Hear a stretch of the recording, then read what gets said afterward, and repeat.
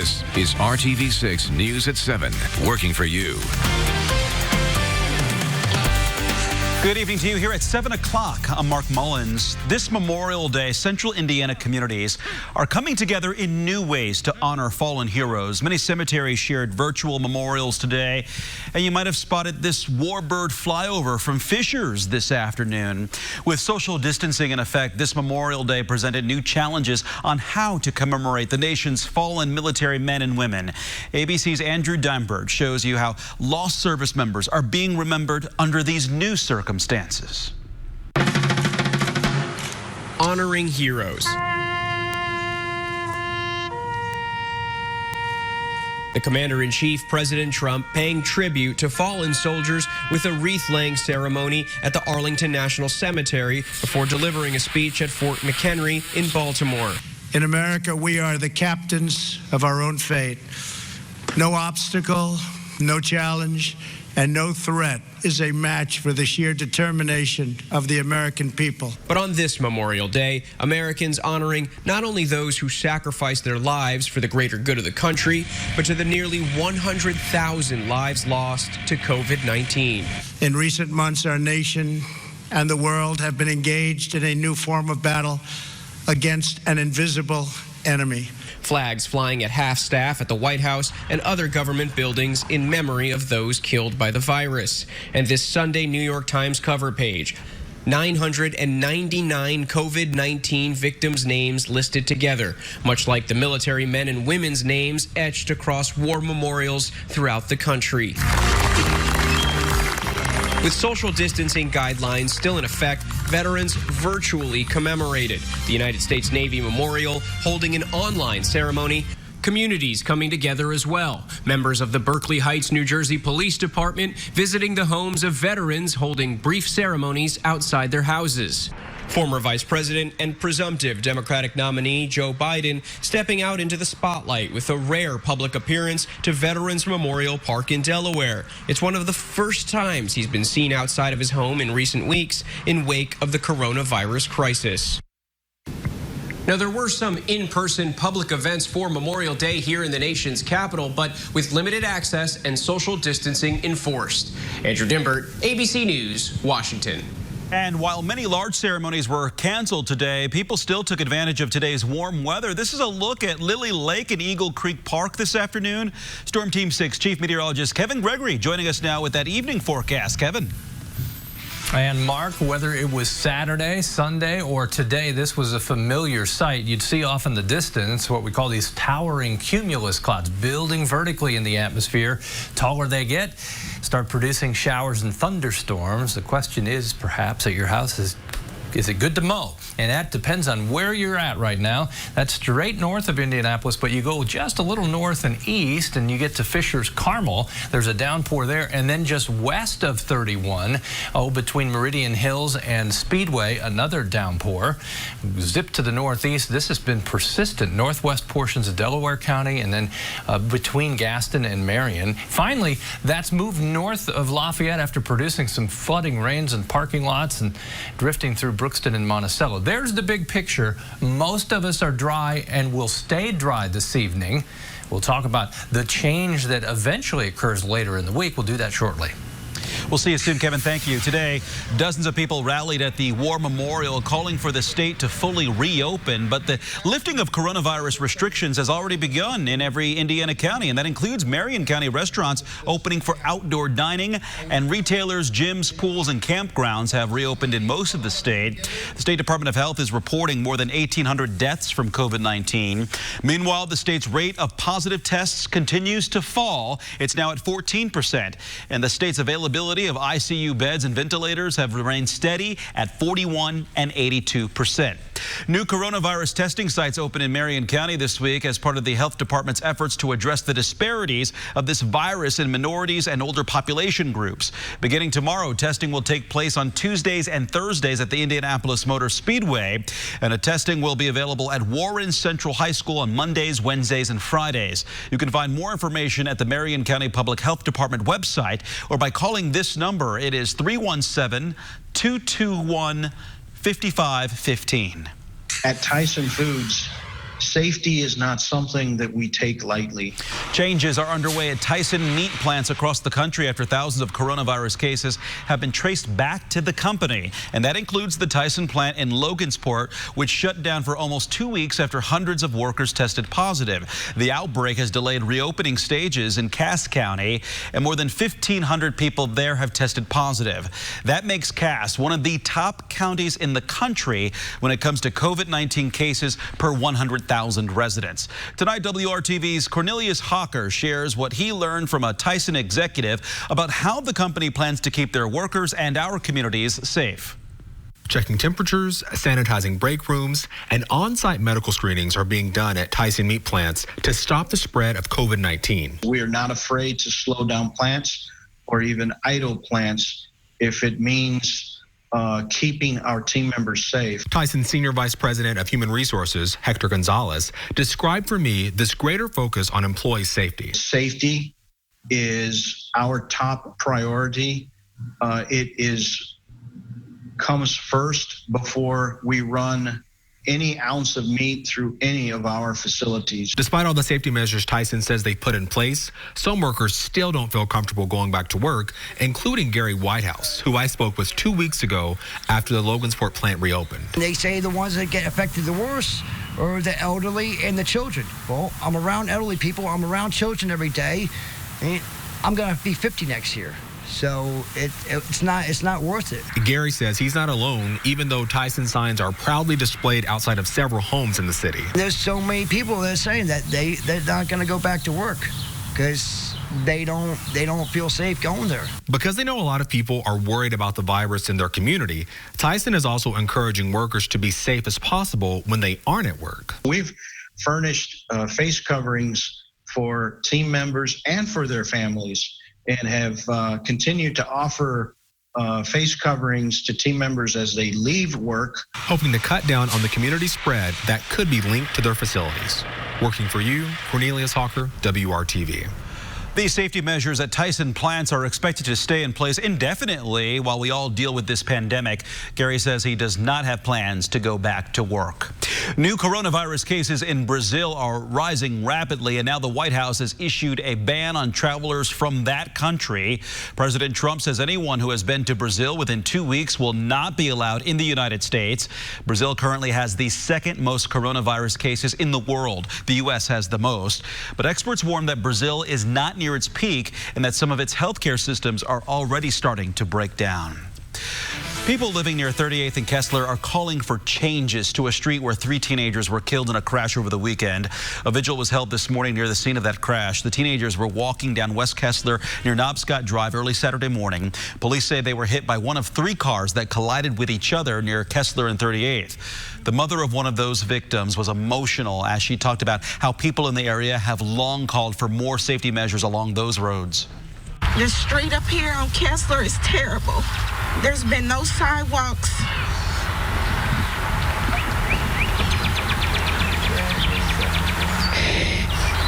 These people are drag racing up and down these streets.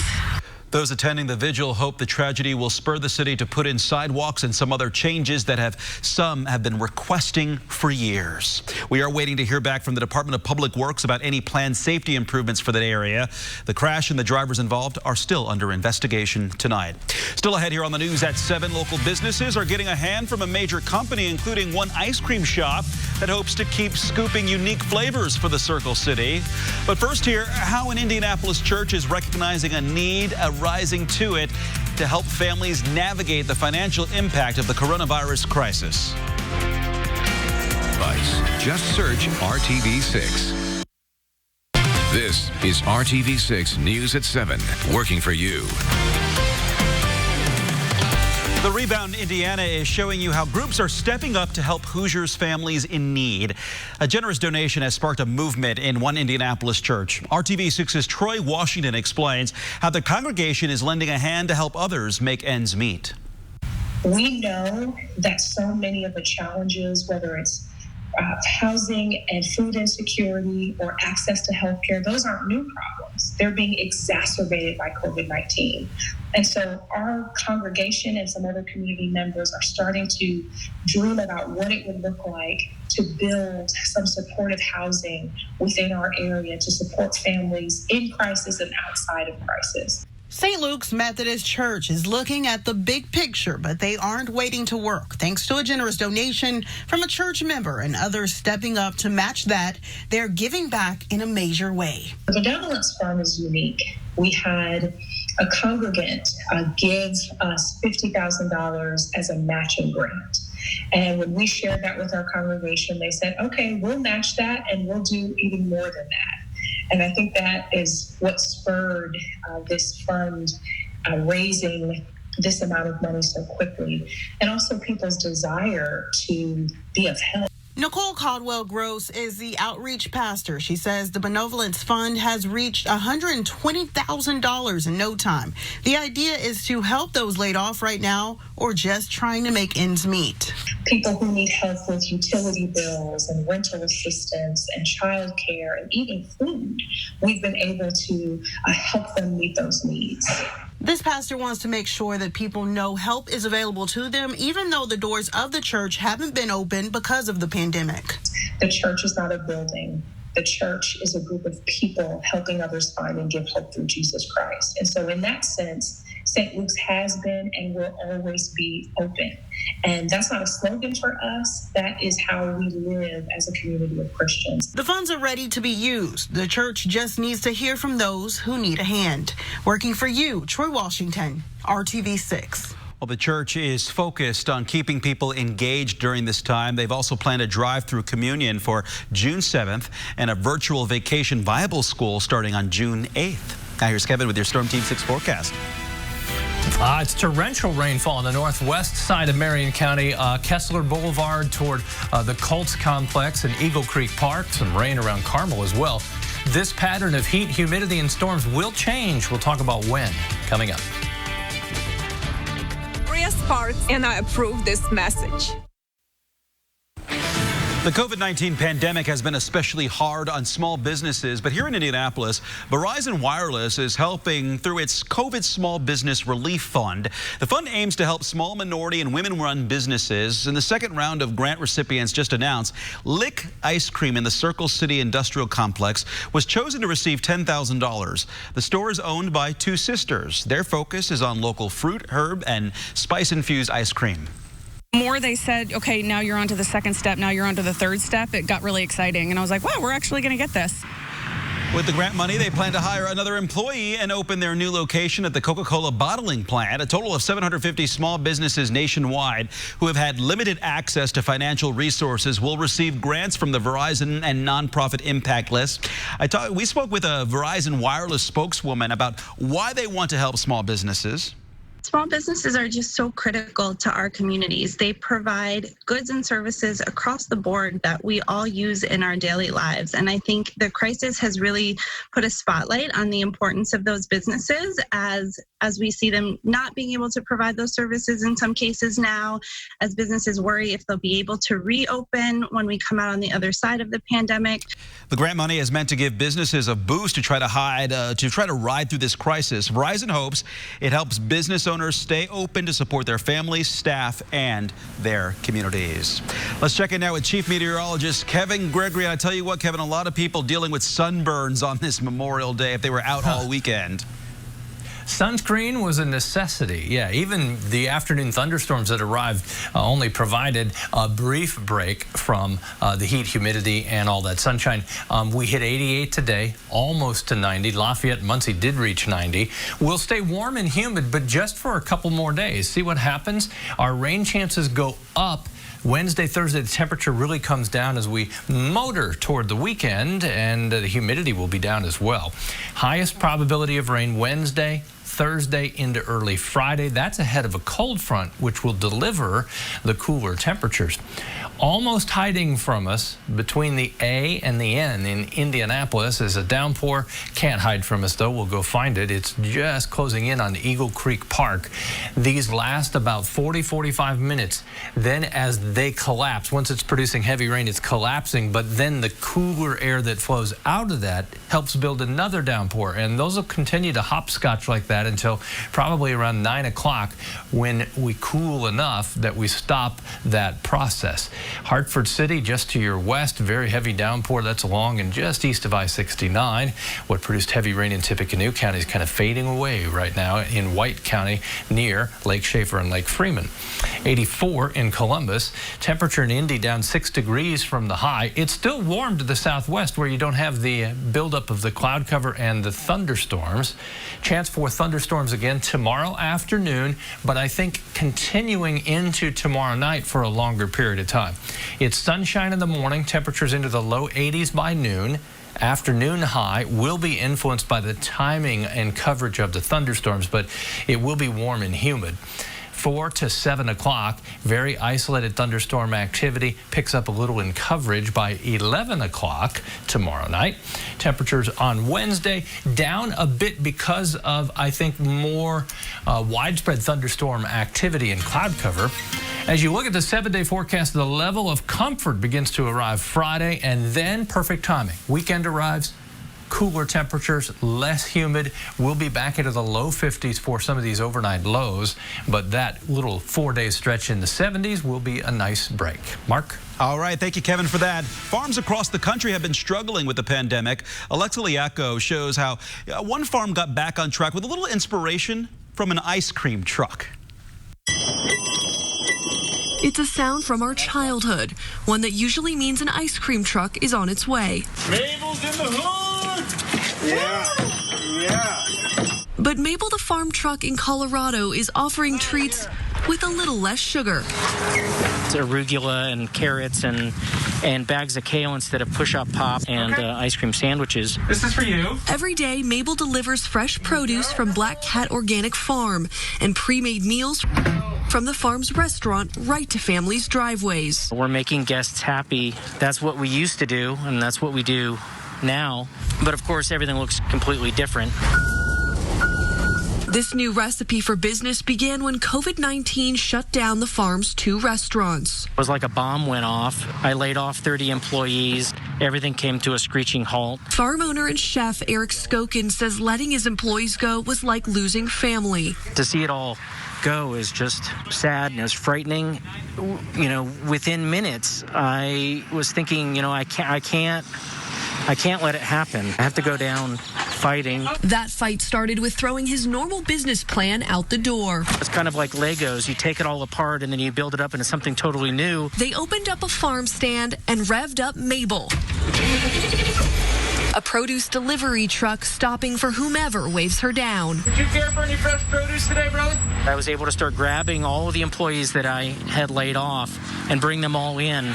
Instead of the sommelier, now you drive a tractor or Mabel. With his employees taking on new roles, the farm is reaching more people than ever before. The kids have been talking about the cookie dough all nonstop. As a kid growing up, you know, it was always like the thing you were listening for was the ice cream truck.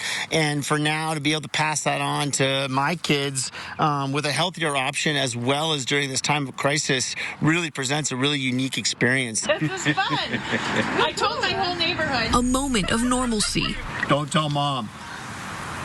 Mom! Planting a seed of hope that this farm will survive. Everything is different, but it's the core part of what feeds my soul, of who I am. Like that part is still happening. I'm Alexa Liaco reporting.